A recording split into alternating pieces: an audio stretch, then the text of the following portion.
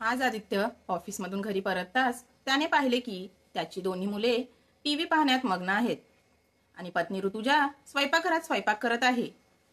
ऋतुजा, मी तुला कित्येकदा सांगितलं आहे की मुलांना जास्त टीव्ही दाखवत जाऊ नकोस, त्यांचे डोळे कमजोर होतील. आदित्य शूज आणि मोजे काढत ऋतुजाला म्हणाला. तेव्हा ऋतुजा म्हणाली, अरे टीव्ही बंद केला तर ते मोबाईल घेतात. कोणत्याही गॅजेटशिवाय ते दोघं आरामात बसतच नाहीत आणि माझ्याकडे त्यांना द्यायला अजिबात वेळ नाही. निदान टीव्ही बघताना तरी कमीत कमी शांत बसतात. तेव्हा आदित्य म्हणाला, बरं ठीक आहे, खूप थकलेलो आहे, माझ्यासाठी एक कप चहा बनवून देशील का प्लीज? बरं आणते, असं म्हणत ऋतुजा चहा बनवायला स्वयंपाकघरात निघून गेली. एवढ्यातच त्याचा फोन वाजला.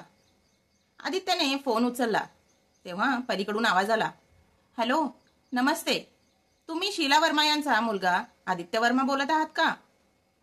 यावर आदित्य चकित होऊन म्हणाला, हो, मी आदित्य वर्मा बोलत आहे. पलीकडून आवाज आला की, मी आशीर्वाद वृद्धाश्रमातून बोलत आहे.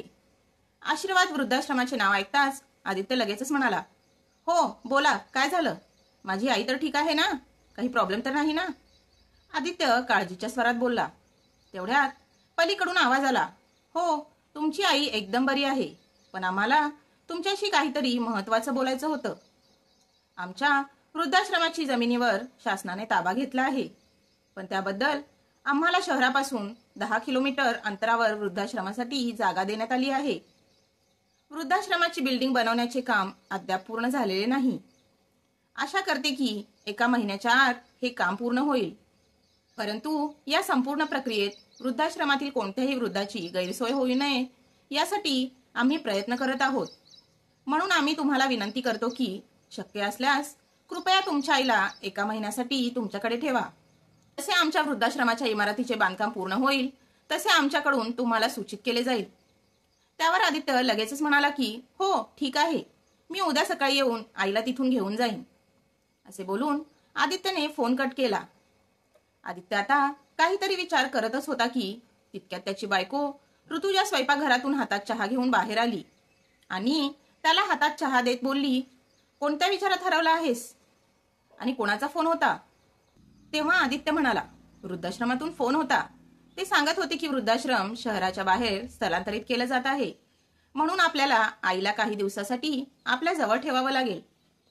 त्यावर ती म्हणाली, काय? आणि तुम्ही होकार दिला? ऋतुजा चकित होऊन बोलली. मग आदित्य म्हणाला, तर मग काय करू ऋतू? आपल्या आईला त्रास करून घेण्यासाठी असे सोडले असते का? त्यावर ती रागातच म्हणाली, घ्या, म्हणजे बसल्या बसल्या आणखीन एक मुसीबत. ऋतुजा वेडेवाकडे तोंड करून बोलली.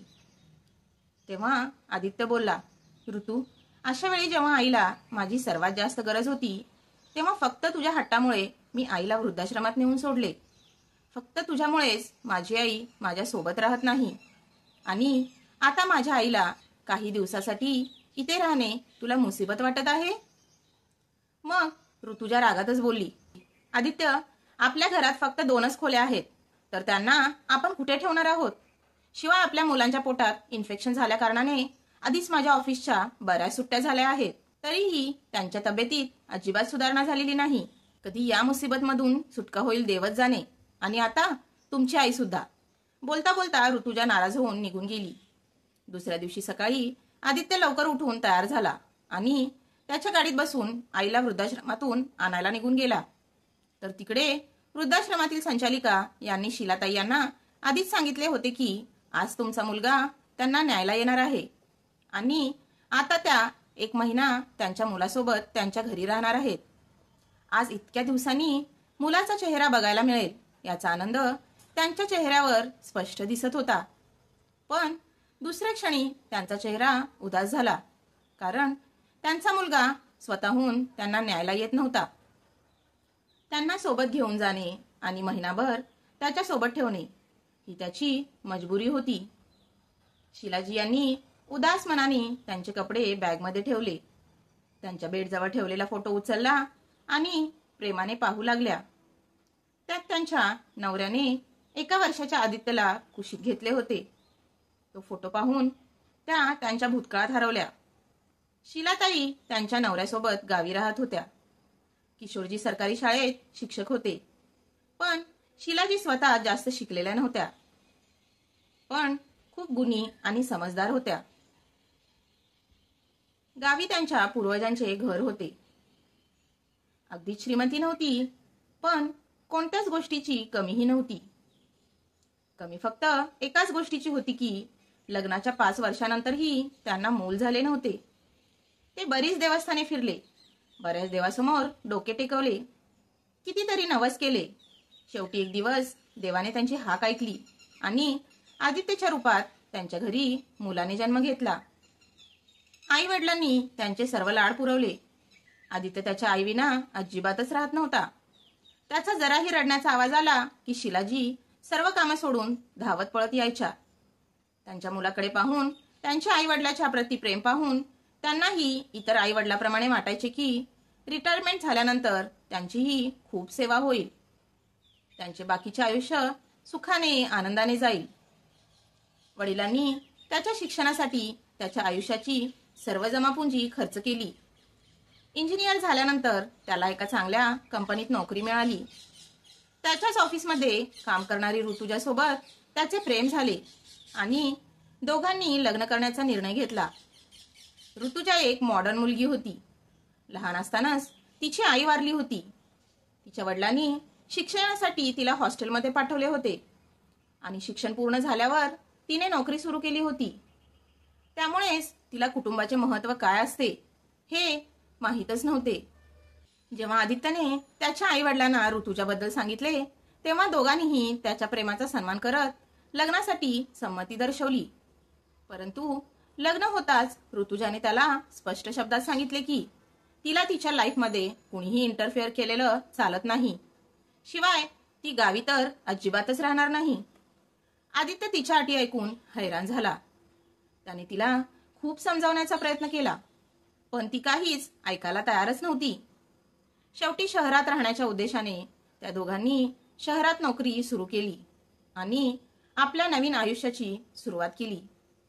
इकडे किशोरजी आणि शिलाजी यांनी विचार केला होता की सुनबाई घरात आल्यानंतर सगळे मिळून एकत्र छान गुण्यागोविंदाने राहू, आनंदात राहू.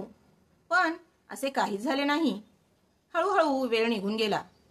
आदित्य आता 2 मुलांचा बाप झाला होता, तर किशोरजी त्यांच्या नोकरीतून रिटायर झाले होते. त्यांनाही वाटायचे की जाऊन आपल्या मुलासोबत, नातवंडासोबत राहावे आणि जरी मुलांना भेटायला गेले तरी 2-4 तास राहून परत यायचे. पण त्यांची मुले कधीच त्यांना त्यांच्यासोबत राहा असं म्हणून बोलत नाहीत. दोघेही तिथेच गावी राहून त्यांचे उर्वरित आयुष्य घालवत होते. पण एक दिवस काळाने घात केला आणि किशोरजी यांचा अपघाती मृत्यू झाला आणि त्या दोघांच्या आनंदाला फुलस्टॉप लागला. शिलाताई आता पूर्णपणे तुटून पडल्या. वडिलाच्या निधनाची बातमी कळताच आदित्यने तात्काळ पत्नी आणि मुलासह गाव गाठले आणि सर्व विधी तेथे राहून पार पाडले. त्यांची सून ऋतुजा औपचारिकता पूर्ण करून अवघ्या 4 दिवसांनी मुलांसह परत तिच्या घरी परतली. पण आदित्य पूर्ण 15 दिवस गावातच राहिला. सर्व काही व्यवस्थित करून लवकरच आईलाही सोबत घेऊन जाणार असल्याचे सांगून तो परत निघून गेला. एके दिवशी शेजारनी त्यांची तब्येत विचारण्यासाठी आले असता शिलाजींना त्यांनी सांगितले की आता त्यांचा मुलगा त्यांना त्यांच्यासोबत घेऊन जाईल. तेव्हा शेजारी म्हणाली, अरे शिलाताई, हे तुम्ही काय बोलताय? जर त्याला तुम्हाला घेऊनच जायचे असते तर त्याने तुम्हाला कधीच त्यांच्यासोबत नेले असते. आता भावाला जाऊन किती दिवस झाले आणि आजकालच्या सुनांनाही सासू सासरे सोबत राहणे आवडतच नाही.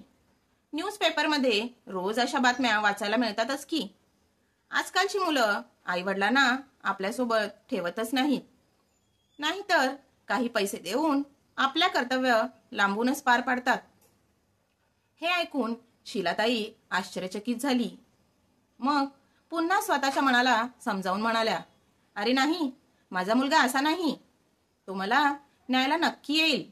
परंतु 6 महिने उलटून गेले तरीही त्यांचा मुलगा त्यांना न्यायला आलाच नाही. आता एकांतात राहून त्याही आजारी राहू लागल्या. ही गोष्ट जेव्हा आदित्यला कळाली तेव्हा त्याने आईला त्याच्या घरी आणायचे ठरवले. पण ऋतुजाने स्पष्ट शब्दात नकार दिला. आणि धमकीही दिली की जर त्याने आईला घरी आणले तर ती या घरात राहणारच नाही. कंटाळून आदित्यने त्याच्या आईला शहरातच एका वृद्धाश्रमात राहण्याची सोय केली, ज्या ठिकाणी प्रत्येक गोष्टीची सोय होती. तिथे फक्त त्यांचे कुटुंब नव्हते, पण तरीही तिथे त्यांची खूप चांगली काळजी घेतली जाऊ लागली. सकाळी उठून योगा करायच्या आणि दिवसभर कोणतेही धार्मिक पुस्तक वाचायच्या किंवा गार्डनमध्ये टाइमपास करायच्या. हळूहळू तिथे त्यांची तब्येत सुधारू लागली. आज त्यांना वृद्धाश्रमात 5 वर्षे पूर्ण झाली होती. या दरम्यान आदित्य कधी कधी वेळ काढून आईला भेटण्यासाठी यायचा, पण यावेळेस कामाच्या व्यवस्थेत 6 महिने तो येऊ शकला नव्हता. तितक्यात मागून आवाज आला, आई कशी आहेस? आईच्या पाया पडून आदित्यने विचारले. तेव्हा मुलाचा चेहरा पाहून त्यांच्या डोळ्यातून अश्रू वाहू लागले, पण चेहऱ्यावर हास्य ठेवून मुलाला आशीर्वाद दिला. आदित्यने आईचे सामान गाडीत ठेवले आणि आईला घरी घेऊन आला. घरी पोहोचताच ऋतुजाने दार उघडले. आदित्यच्या सांगण्यावरून तिने आज ऑफिसला सुट्टी घेतली होती. ती लागलीच सासूच्या पाया पडली. आदित्य त्यांचे सामान आत घेऊन गेला, तर शिलाजी यांनी त्यांच्या सुनेच्या डोक्यावरून प्रेमाने हात फिरवत तिला आशीर्वाद दिला. तेव्हा ऋतुजाने त्यांचे प्रेमाने स्वागत केले. त्यांना पाहून मुलेही आतून बाहेर पळत आली. आई कोण आले आहे? शिलाजी यांची 6 वर्षाची लहान नातीने विचारले. तेव्हा तिचा 8 वर्षाचा भाऊ सोनू म्हणाला, अरे दिसत नाही का, घरात पाहुणे आले आहेत. तितक्यात पाठीमागून आदित्य आला आणि हसतच म्हणाला, अरे हे पाहुणे नाहीत, ही तर तुमची आजी आहे. तुम्ही लहान असताना त्यांना भेटले होते ना, चला आजीच्या पाया पडून आशीर्वाद घ्या. आपल्या नातवंडांना पाहून त्यांच्या डोळ्यातून आनंदाश्रू वाहू लागले. त्यांनी दोघांना प्रेमाने जवळ घेतले आणि खूप प्रेम केले. पण इकडे ऋतुजाला मनातल्या मनात टेन्शन आले होते की 2 खोल्यांच्या फ्लॅटमध्ये सासूच्या राहण्याची व्यवस्था कुठे करायची. तिला तिच्या नवऱ्यावर खूप राग येत होता. जर सासूबाईंना वृद्धाश्रमातून आणणे गरजेचेच होते तर त्यांना त्यांच्या गावी का नाही सोडले? इथे आणायची काय गरज होती? शिलाजी यांना त्यांच्या सुनेचा स्वभाव माहीत होता. तिचा फुगलेला चेहरा ती नाराज असल्याचं सांगून जात होता. परंतु तिच्याकडे दुर्लक्ष करत त्यांनी मुलांना विचारले, बाळांनो तुमची आजी इतक्या दिवसांनी घरी आली आहे, तर तिला तिची खोली नाही दाखवणार का? हो आजी, का नाही? दोन्ही मुले हात पकडून आपल्या आजीला त्यांच्या खोलीत घेऊन गेले. तर आदित्य म्हणाला, बाळांनो आपल्या आजीचे सामानही तुमच्या खोलीत घेऊन जा.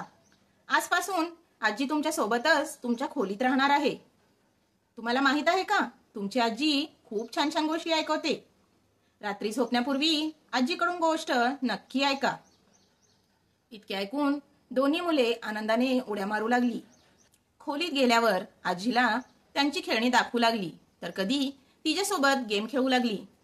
ऋतुजाने डायनिंगवर जेवण लावले, तर शिलाजी मुलासोबत जेवायला बसल्या आणि आदित्यही फ्रेश होऊन जेवायला बसला. ऋतुजा किचनमध्ये गरमागरम पोळ्या बनवत होती. तेव्हा शिलाजी म्हणाल्या, एका गोष्टीचा खूप आनंद झाला बाळा. खूप दिवसापासून मुलासोबत राहण्याची इच्छा होती, आज तीही पूर्ण झाली. आता देवाने मला त्याच्या जवळ बोलवले तरीही काहीच हरकत नाही. आईचे बोलणे ऐकून आदित्यच्या डोळ्यात पाणी आले, पण ते अश्रू लपवत खाली मान घालून तो जेवू लागला. सगळेच एकत्र जेवायला बसले. तेव्हा सोनूने थोडीशी पोळी खाल्ली आणि माझं झालं म्हणाला.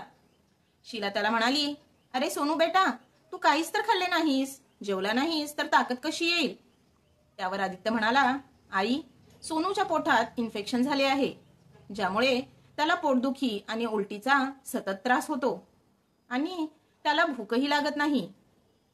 बाळा मग डॉक्टरांना का नाही दाखवले? दाखवले आई, पण काहीच उपयोग होत नाहीये. खूप काळजी वाटते मला त्याची. रात्री शिलाजी यांच्या झोपण्याची व्यवस्था मुलांच्या खोलीतच करण्यात आली. मुलांना आजी आल्याचा खूप आनंद झाला होता.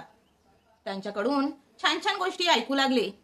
शिलाजी यांना येऊन 1 दिवसही झाला नव्हता, पण तरीही त्यांच्या छान मैत्री झाली होती. दुसऱ्या दिवशी सकाळी ऋतुजाला उठायला उशीर झाला. ऑफिसला जायला उशीर होईल या विचाराने उठून पटकन ती फ्रेश झाली आणि मुलांसाठी 2 मिनिटात तयार होईल अशी मॅगी बनवण्यासाठी किचनमध्ये जाऊ लागली. गेली तर किचनमधून छान सुगंध बाहेर येत होता. तिच्या सासूबाईने आलू मटारची भाजी आणि गरमागरम पराठे बनवले होते. हे पाहून ऋतुजाला थोडी लाज वाटू लागली. पण दुसऱ्या क्षणी शीलाजी यांच्या प्रेमळ शब्दांनी तिला हायसे वाटले. अरे उठलीस ऋतू बाळा, तू ऑफिसला जायची तयारी करून घे. मी सगळ्यांसाठी टिफिन तयार केले आहे. चहा नाश्ताही तयार आहे. पटकन नाश्ता करून घे, नाहीतर तुला ऑफिसला जायला उशीर होईल. ठीक आहे आई, पण आधी मी मुलांना तयार करून देते, हसतच ऋतुजा म्हणाली. तितक्यात पाठीमागून मुलांचा आवाज आला. आई, आज आमची तयारी आजीनी करून दिली. आज सकाळी आम्ही आजीसोबतच लवकर उठलो होतो. समोरचं दृश्य पाहून ऋतुजा आश्चर्यचकित झाली. ऑफिसमधून लंच टाइम झाला होता. तेव्हा ऋतुजाने तिचा टिफिन उघडला. तेव्हा तिच्या सोबतचे सहकारी तिला हैराण होऊन विचारू लागले. कमाल आहे ऋतुजा, आज तर चक्क तुझ्या टिफिनमध्ये नूडल्स आणि सँडविच ऐवजी पराठे आणि भाजी आहे. शिवाय इतकी छान की ते पाहून आमचीही खाण्याची इच्छा होत आहे. पण तुझ्या दैनंदिन जीवनात इतका बदल झालाच कसा? कारण तुला सकाळी उठून टिफिन बनवायला वेळच मिळत नाही. तेव्हा ऋतुजा म्हणाली की खरं तर माझ्या सासूबाई काही दिवसासाठी आमच्या घरी राहायला आल्या आहेत आणि आजचा हा टिफिन त्यांनीच बनवला आहे. ऋतुजा आणि तिच्या सहकारी सगळ्यांनी मिळून देशी तुपातले पराठे आणि आलू मटरची भाजीचा स्वाद घेतला आणि सगळेच बोट चाटत राहिले. संध्याकाळी जेव्हा ऋतुजा आणि आदित्य घरी आले तोपर्यंत मुलेही घरी आली होती.